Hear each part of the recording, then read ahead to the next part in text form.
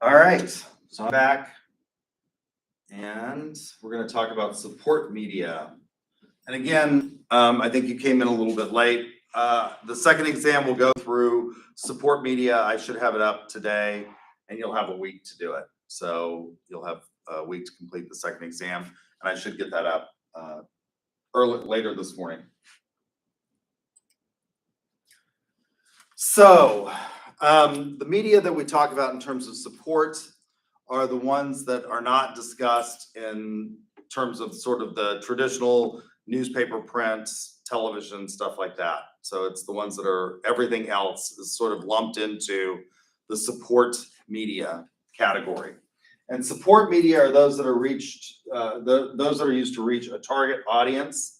And they're generally in things that may not have been able to reach sort of a selected market in those other sorts of areas of advertising. So there are lots of small firms with regard to this. They're usually local, and lots of small businesses rely on these sorts of local advertising venues. Support media may also be called in various textbooks or publications or other things that you hear about in marketing as alternative, below the line, non-measured, or non-traditional media. Those are some of the other words that you might see with regard to this category of integrated marketing communication tools. So I just said they're non-traditional. Well, what are the traditional support media? So out of home advertising, the biggest one of these is obviously billboards. And you used to have these all over. Now we have gone into an era in which we are more concerned about aesthetics than we were in the past. There used to be all kinds, and so they have started limiting these in many areas in terms of trying to keep people from really sort of cluttering up the landscape.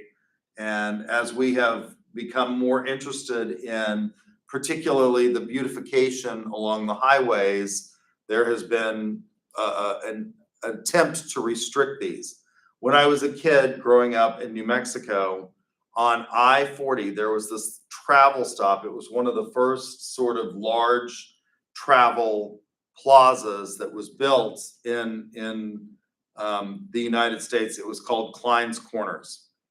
And as a kid, I can remember it's in far eastern New Mexico on I-40, sort of as you get into the state. Well, I guess it's not that far east. So if you're traveling to New Mexico westward on I-40, you enter the state, and then you have Tucumcari and Santa Rosa, and then the next big stop that you could make was at this travel stop called Klein's Corners. And they had all kinds of stuff. And they had billboards. I remember when I was a kid growing up, we used to hunt on land that was east of Albuquerque. My grandfather was friends with the King family, and the King family were a very large political family. They're the sort of patriarch of the family. Bruce King was governor, I think, 4 different times in New Mexico's history. He was a very popular governor, and they had all of this ranch land. My grandfather was friends with Bruce King, and we used to hunt on his land. And as we were going east of Albuquerque on I-40, there were all of these signs. And when I was a kid, I just thought, I've got to go to Klein's Corners, because I used to see all of these billboards. Every like 2 miles, there was a billboard for Klein's Corners. And they were the tackiest things that you've ever seen. And they started falling apart because they were built out of plywood and railroad ties and stuff like that. And they started to disintegrate and really became kind of an eyesore. But every 2 to 5 miles, you'd see this billboard for Klein's Corners. And I thought, I just have to go, because there were all these billboards that said Klein's Corners, world famous, worth the wait. And it advertised all kinds of stuff that they sold. And when I finally got to Klein's Corners the first time, I think I was 13 years old, when we left the state and went east on a road trip, and we went to Klein's Corners, and it was the biggest disappointment of my life, because there were all these billboards and they had built up this hype, and then it was just a huge disappointment. I will tell you that similarly now, there are all of these billboards after you cross the Red River on I-35 going south for Buc-ee's. How many of you have been to a Buc-ee's? Buc-ee's does not disappoint. Like, Buc-ee's is, I mean, it's everything that they advertise. Buc-ee's is incredible. But billboards, street furniture, so things like, you know, benches in a bus stop, arenas, and then taxis, buses.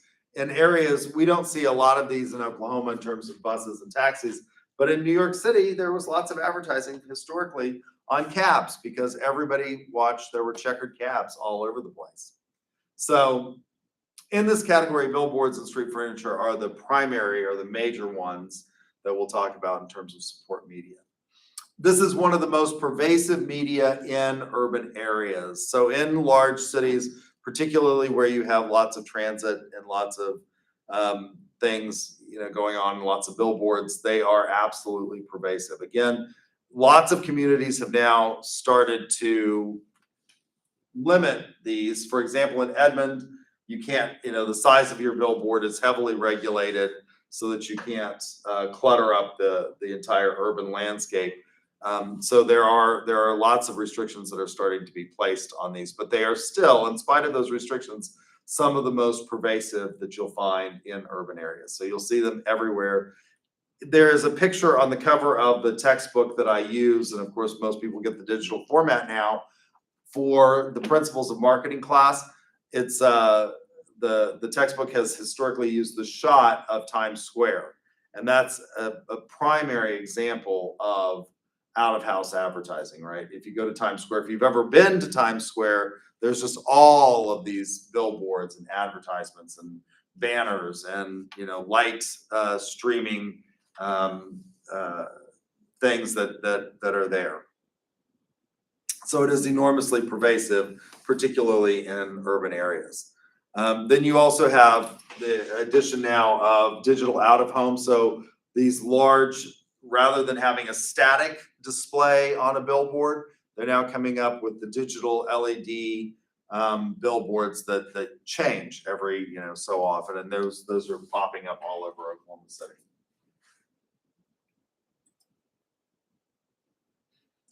There's also aerial advertising, and I watched this happen a couple weeks ago. Stella Rosa has launched a major advertising campaign, and they started by using aerial advertising in the Oklahoma City area with an airplane flying a banner ad over the area. Historically, you'd see these also in terms of blimps at sporting events, at things like the Super Bowl and things like that. You would have airplane banners and blimps that would pass over. Coppertone has used skywriting over beach areas. Bud and others have used you know, banners on airplanes and streamers, things like that. Car wraps are becoming popular as well. At one point in time, there were companies that were paying people. They were paying for your gas if you would wrap your car in their advertisements. And when gas was hitting $5 a gallon, people were signing up to do that. So car wraps.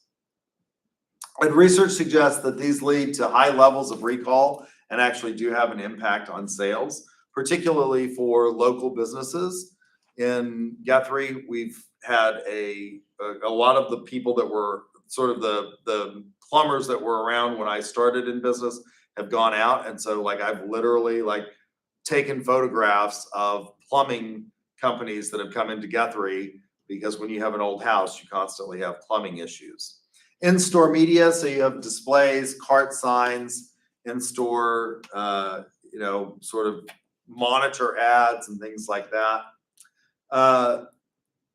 BMRB International suggests that 1/3 of shoppers say that in-store ads have influenced their purchasing decision. So seeing those in-store displays and ads has influenced their purchasing. One of the things that we tell you, if you want to be a smart consumer And one of the things that we should recognize is that don't go to the store what? Hungry, because those kind of, there's a reason there's stuff on the end caps that will catch your attention, and we have a tendency to buy if we're hungry. So make a list. And I will tell you, I have a PhD in marketing and I still fall trap to this. I historically make a list, but there are lots of times when I'm on my way in from work and it's like, what am I gonna do for dinner tonight? And I'm starving to death, and I go in the store and I buy lots more stuff than I should because I'm attracted to the end caps and the ads and things like that for stuff that I probably don't need. Transit advertising using buses, subways, rails, truck sides, taxis, and again, wrapped vehicles. Inside cards that you'll find. You spend a lot of time, if you live in New York City or Chicago, you spend a lot of time on the subway or the L. And so there are these advertisements. Historically, these have been static. Now, again, they're starting to digitize these and put them in places like the subways. Outside posters, you can have these on, again, houses. In Guthrie, there were lots of advertisements that were actually painted on the sides of billboards or on the sides of buildings. Coca-Cola had a very famous ad that's been photographed in Guthrie a lot. It was on the side of a historic building there, and it was there forever. And they've redone the ad to its original thing. The owners of the building, just out of historic sort of preservation, but it was advertising Coca-Cola. The refreshing and relaxing beverage, it was used for stress relief when it first came out because Coca-Cola originally contained, anybody want to guess based on the name? Cocaine. Yeah, and it was 5 cents. Station, platform, and terminal posters are also part of this category. So the advantages of out-of-house advertising are that you have wide coverage in local markets. People have a tendency to travel the same routes over and over and over again. I come to UCO, there are probably 4 or 5 different ways I can come to UCO, but I have a tendency to use the same route. What is that? I come down I-35, I get off at Covell, and I come to UCO. And so the advertisement along those routes, I'm gonna see all the time. You have a lot of geographic flexibility. So if you are, advertising local businesses, one of the things that we know in terms of historically in the past that would get people to stop at small towns was using the word antiques. People would get off because they were going to go hunt. Now that's not so true among your generation and younger anymore, because you can't imagine why anybody would want this heavy, solid, oak furniture. But in the past, those kinds of words, so you had geographic flexibility. In terms of, you could put that on the interstate 5 miles from the town and attract people to come in into town to see what it is that you had. You have a lot of creativity. They're efficient. They're generally cheap forms of advertising compared to television. And 35% of consumers say that they can recall or they have called the number that they saw on out-of-home advertising. Technology has really increased the production. So again, historically, billboards had to be painted.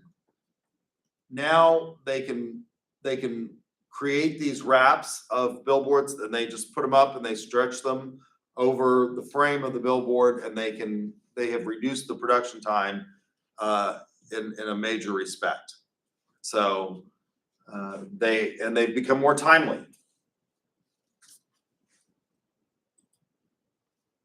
The disadvantages are that you can have a lot of wasted coverage.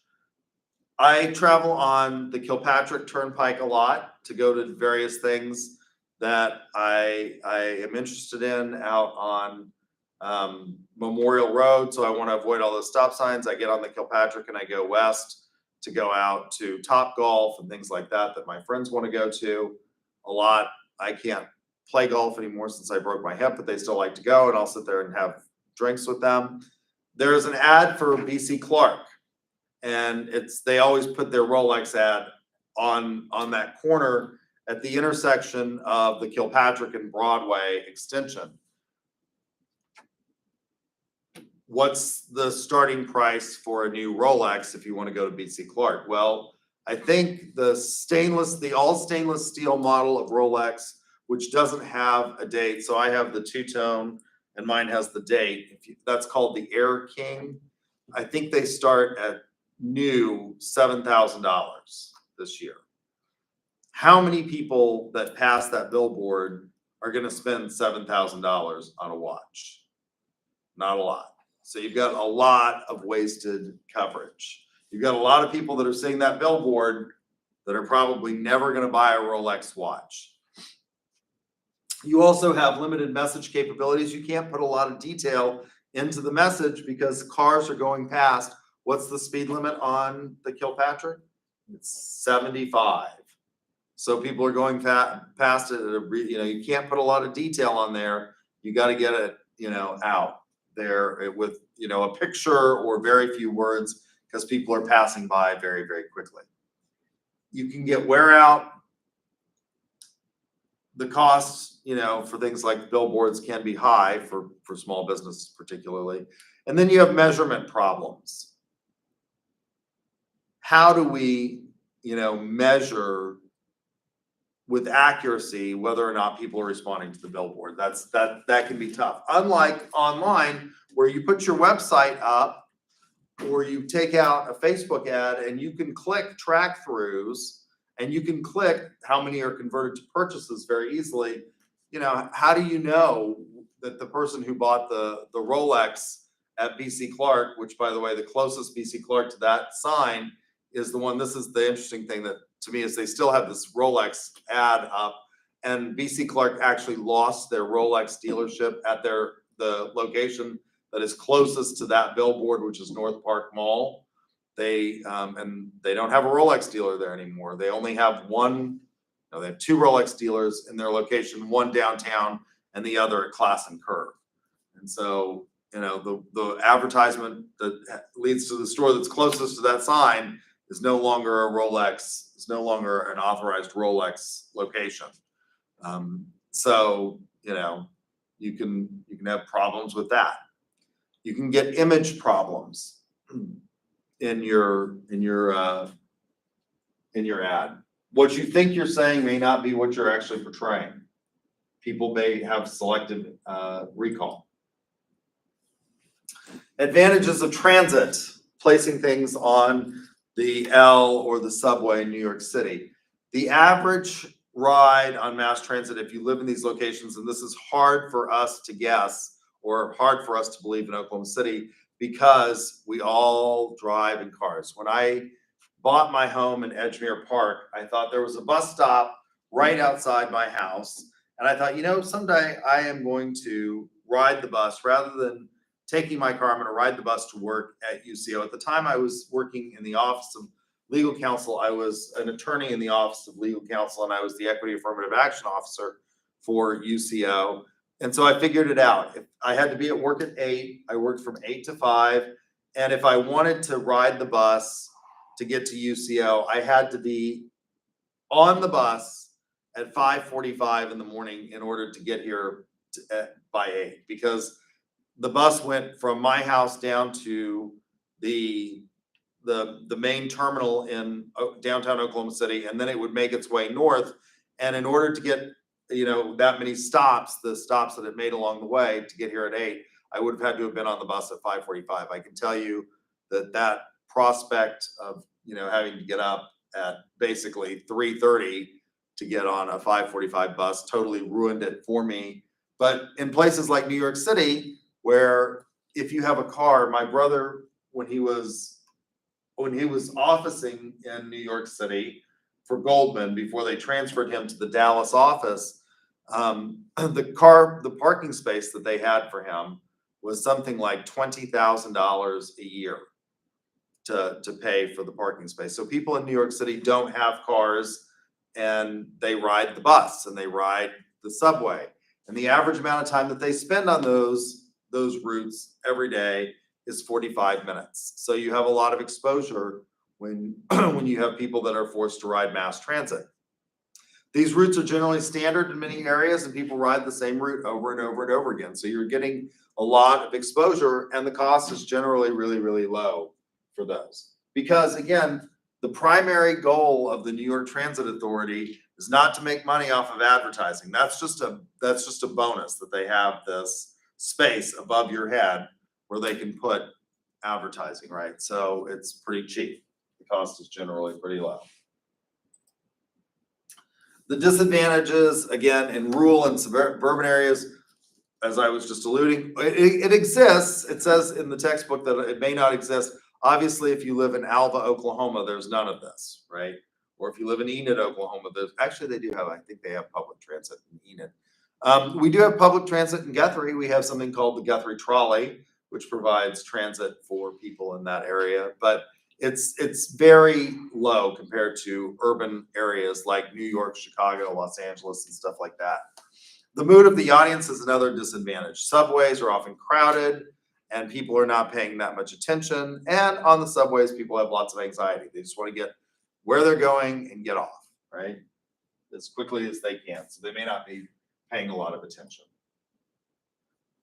Measurements of out-of-home advertising. The Outdoor Advertising Association of America developed new audience measures in 2010. The traditional measure that we used for this was opportunity to see. How many people had an opportunity to see? Now the metric has changed to are they likely to see? And new data includes eye tracking, circulation, survey data that combines it into one rating. There are a number of sources of information as well. You can get competitive media reports, Experian, Simon's Market Research, and Geopath all provide information on these types of advertising. Promotional products, things like pens that you get at the bank. The PPAI, the Promotional Products Association International, this is the advertising in medium that use things like business gifts, awards, prizes, commemoratives, pens, swag, stuff like that. And, you know, we've all picked up pens at the bank and used them, or, you know, seen the advertisements for lawyers. Lawyers historically have given out their pens at bars so that people who get DUIs will remember them. Specialty advertising uses both an ad and sales promotion in many instances. And it's used by a lot of nonprofits. Things like the ASPCA, the postcards that they send, for example, that have pictures of rescued animals that tug at your heartstrings. Or the Sarah McLachlan ad on TV, which I flip past every time it comes on. The Angel ad, which the interesting thing about that ad is she wrote that. The Arms of the Angel is a song about drug overdose. That's one of my favorite things, is to figure out which songs are actually about drug use. Hotel California was the first one. If you've ever listened, like, it's a creepy song, it's about drug use. Angel by Sarah McLachlan is actually about drug use. She wrote it about the drummer of the Smashing Pumpkins who OD'd in a hotel room, but they use it for the ASPCA, and it, you know, it sort of goes along with that, I guess. Advantages of promotional products: you have selectivity. You are, for example, we just had CSI, all of those companies that went to CSI and gave out pens and stress balls and you know, mouse pads and stuff like that. Those are students that are obviously going to be interested in those companies. They're there, they're getting the little gift or swag from the company, and they're obviously interested in getting a sales job. You have a lot of flexibility. There's a lot of things that you can choose from in this area. There's lots of different, you know, in terms of support media, there's lots of different kinds of stuff that we can have. T-shirts, ball caps, pens, mouse pads. At one point in time, it was very popular. There's still this USB port. Professors used to put all of their PowerPoints on these and plug them in. I've still got one colleague, he's like, oh, I forgot my jump drive. I got to run back. I'm like, why are you putting it on a jump drive? Put it on D2L and you can just open it from any computer on campus. So you can have lots of flexibility, you can have lots of frequency with these, and people keep them for a long period of time. The cost can be expensive depending on what you're giving out. But many are not. Pens, pencils, stuff like that. They provide a lot of goodwill. People like to get stuff. People like to get these kinds of things. They have high recall because you have it, you're using it, you have high recall, and it's used to supplement other media. The disadvantages are that you can have quality problems. A lot of these products are chintzy or poorly designed or poorly made. You can reach saturation. If they're easily replaced, you may not get the effect that you're intended. Historically, the lead time on these could be significant, and your reach was limited. Again, with modern stuff, we're getting these things printed and produced at much faster rates than we had historically. It's hard to measure these, and there's no clearly established measurement system. There has been some ad hoc research on this that suggests that 70% have received some promotional item in the last 12 months. I think that's low. I think most of us have gotten something. We picked up a pen at a bank or something like that. 88% say that they can recall an advertiser's name of something that they've picked up. 83% of respondents say that they like receiving promotional products. 38% said that it was a reminder, a constant reminder. 53% have said that they use a promotional product at least once a week. And 71% have said that they generally keep it. Yellow pages, I'm not going to talk about. Movie theater advertising, this was becoming popular. One of the disadvantages here that I'm going to talk about is just the fact that nobody goes to the movies. Things are released, and particularly after COVID, when everything was released directly to video on demand, movie theaters are one of those areas that's rapidly becoming, a thing of the past. I think there are very few movies that I want to see on the big screen anymore. And I am out of time, so I made it right in time. Any questions? All right, so I will get that up and I will let you know when the test is live, and you will have a week to take it.